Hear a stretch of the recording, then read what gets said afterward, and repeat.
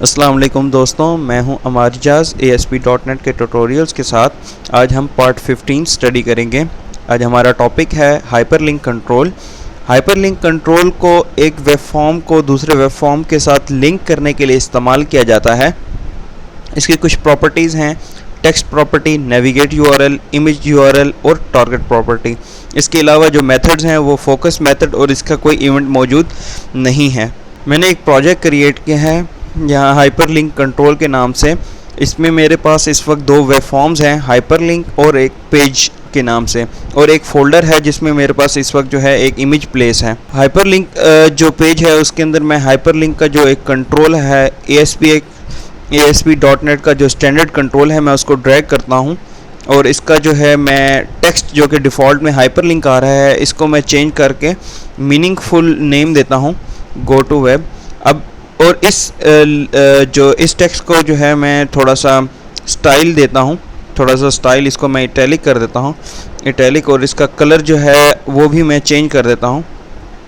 Colour change करके मैंने इसे रेड कर दिया है।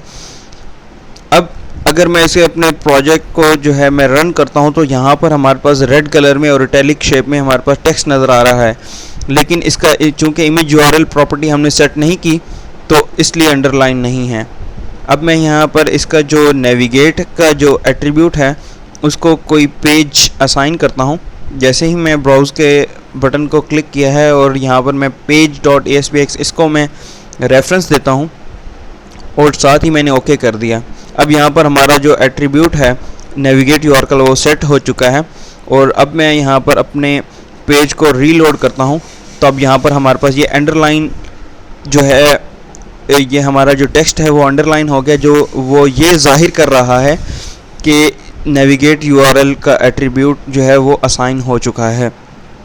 इस तरह से हम ये चाहते हैं कि ये हमें टेक्स्ट शो ना हो बल्कि हम कोई इमेज शो हो।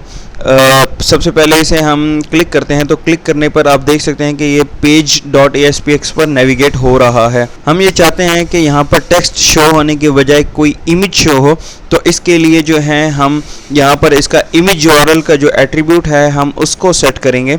यहाँ पर जो इमेज URL का जो एट्रीब्यूट है इसको मैं ब्राउज़ के बटन पर क्लिक करता हूँ, और यहाँ पर इमेजेस के फोल्डर में हमारे पास एक बटन था सब्सक्राइब का, मैं उसे सिलेक्ट करता हूँ और उसका पाथ जो है वो मैं असाइन करता हूँ। हमारे पास जो है इस वक्त इमेज जो है वो सिलेक्ट हो चुकी है, और अब मैं इसकी हाइट को सेट करता हूँ। इसकी हाइट मैं 50 पिक्सल्स जो है वो मेंशन करता हूँ।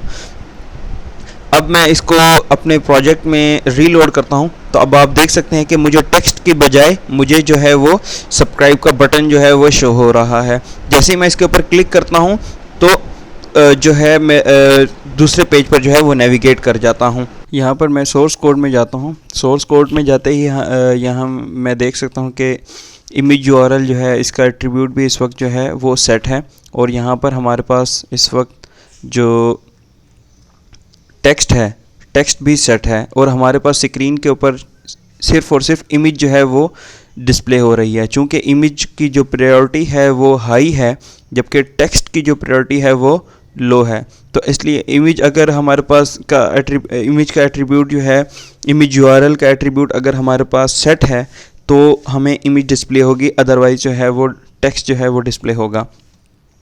सपोज़ करें कि यहाँ पर इस वक्त जो मेरे पास इमेज है वो कोई ऐसी इमेज है जो कि हमारे प्रोजेक्ट में अवेलेबल नहीं है। इसको मैं 1 2 3 4, तो ये एक ऐसी इमेज है जो कि हमारे प्रोजेक्ट में अवेलेबल नहीं है, और इसको मैं रन करता हूँ इस प्रोजेक्ट को। क्रोम में मैं रन करता हूँ तो यहाँ देख सकते हैं कि इमेज मुझे शो नहीं हो रही जबकि टेक्स्ट शो हो रहा है। तो जब हमारे पास कोई इमेज वगैरह किसी वजह से अवेलेबल ना हो तो उसकी बजाय हमें जो वो टेक्स्ट जो है वो शो होगा। इसको मैं दोबारा से इसको मैं ठीक कर लेता हूँ 1 2। अब यहाँ पर हमने देखा था कि एक टारगेट का एट्रीब्यूट है हमारे पास। टारगेट के एट्रीब्यूट को मैं ब्लैंक जो है वो सेट करता हूँ। जैसे ही मैं ब्लैंक सेट करता हूँ, और अभी हमने चूँकि पहले ये देखा था कि जैसे ही हम यहाँ पर क्लिक करते थे तो हम उसी विंडो के अंदर उसी टैब के अंदर ही जो है हम नेविगेट हो रहे थे, लेकिन जब मैं रीलोड करता हूँ और अब मैं इस बटन को क्लिक करूँगा तो आप देख सकते हैं कि मेरे पास एक नई विंडो ओपन हुई है। उसमें हमारे पास ये टेक्स्ट जो है वो एक नई जो पेज जो है वो एक नई विंडो में शो हुआ है। इसी तरह अगर मैं दोबारा इस बटन पर क्लिक करूँगा तो एक नई विंडो ओपन होगी और उस विंडो में हमारे पास जो है वो वेब फॉर्म जो है वो अवेलेबल होगा, जो जिस पर जो है हमने नेविगेट किया है। तो इस तरह से जो ब्लैंक की प्रॉपर्टी है वो काम करती है। और यहाँ पर हमारे पास एक फोकस का यहाँ पर मेथड है। उस फोकस का मेथड भी हमारे पास उसी तरह ही है जैसा कि हमने टेक्स्ट बॉक्स, चेक बॉक्स और रेडियो बटन में देखा है। तो यहाँ पर हाइपरलिंक डॉट फोकस का मेथड को हम यहाँ पर सेट कर देते हैं ताकि जैसे ही हमारा पेज वेब फॉर्म जो है लोड हो तो फोकस जो है वो डिफ़ॉल्ट में यहाँ पर सेट हो जाए। तो मैं इसको ब्राउज़र में रन करता हूँ। तो यहाँ पर आप देख सकते हैं एक ब्लू सी लाइन है। ये ब्लू लाइन ये इंडिकेट कर रही है, ये जाहिर कर रही है कि इस वक्त जो फोकस है वो इस बटन पर मौजूद है। जैसे ही मैं इस पर इंटर प्रेस करता हूँ तो इंटर प्रेस करने से हम उसी वक्त जो है वो पेज पर नेविगेट कर गए हैं। अब मैं कोड में जाता हूँ। अब हमारे पास हाइपरलिंक की जितनी भी प्रॉपर्टीज़ हैं, जैसे कि नेविगेट यूआरएल है, तो उसको हम यहाँ से भी कोड के थ्रू भी सेट कर सकते हैं। और इसी तरह से हाइपरलिंक की जो है इमेज की प्रॉपर्टी जो है इमेज यूआरएल, उसको भी सेट कर सकते हैं। तो जितनी भी प्रॉपर्टीज़ हमारे पास वहाँ पर स्क्रीन पर जो इस वक्त अवेलेबल हैं, जो कि हमारे पास टैग्स में मौजूद हैं, उन सबको हम कोड फाइल में भी जो है हम सेट कर सकते हैं।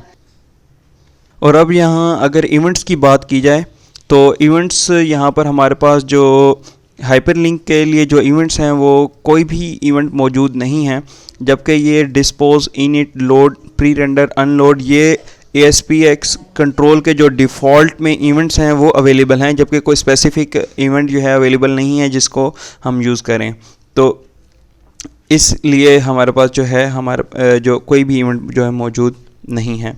अभी के लिए इतना ही। अगर आप हमारी मज़ीद वीडियोस को देखना चाहते हैं तो आप अभी हमारे ब्लॉग को विज़िट कीजिए, हमारे यूट्यूब के चैनल को सब्सक्राइब कीजिए, हमारे फेसबुक के पेज को लाइक कीजिए। अगर आपको किसी भी किस्म की कोई क्यूरी है, कोई कन्फ्यूजन है, कोई क्वेश्चन है तो आप हमें ईमेल कर सकते हैं या हमें फ़ेसबुक पर जो है मैसेज कर सकते हैं या कमेंट कर सकते हैं या यूट्यूब पर जो है हमें कमेंट करके पूछ सकते हैं। इंशाल्लाह आपका आंसर बहुत जल्द जो है आपको मिल जाएगा। मिलते हैं नेक्स्ट सेशन में। खुदा हाफिज़।